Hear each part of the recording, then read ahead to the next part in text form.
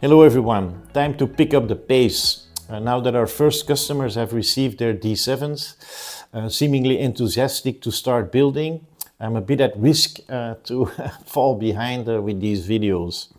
Now it's a great sign because not so long ago somebody on the team said like, yeah, everything looks so nice, you wouldn't even want to touch it. Now that may be true, but then they were always meant to be built, of course, because that's the whole point. So what I did was I interlaced two videos, one on the single cockpit cell and one on the fuselage. They're kind of the tricky parts, and once you've done them, you also get the hang of it pretty much for the rest. They're temporary because that's why they called intermezzo, so I'll redo them later with proper behind-the-scenes stuff, but it should be enough to get you started. And then, as we mentioned, we recommend to start with the engine, but we'll put those materials online as soon as possible too. So yesterday our first customer opened his D7 and wanted to start immediately, so I promised him to get these intermezzos online this weekend. By the way, Jörg, thanks for your kind words, it means a lot, and when you celebrate it's Tsipuro, not Uzo, yamas.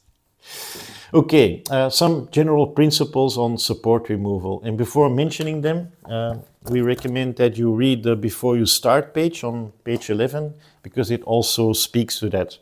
So point one is use the visor or some kind of a magnifying glass, because it will give you a great roadmap where the supports are and how to remove them in which order.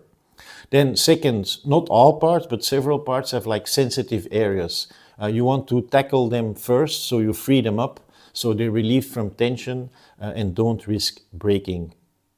Then third, as a general rule, you also want to tackle the obvious supports first before you go into the intricate ones. And then once you remove the obvious one, the intricate ones become more obvious again as they're more approachable. Then fourth, each part has a bit of its own removal strategy.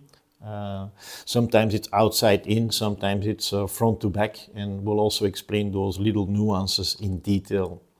And then last but not least, some supports really have a lot of, some parts have a lot of supports.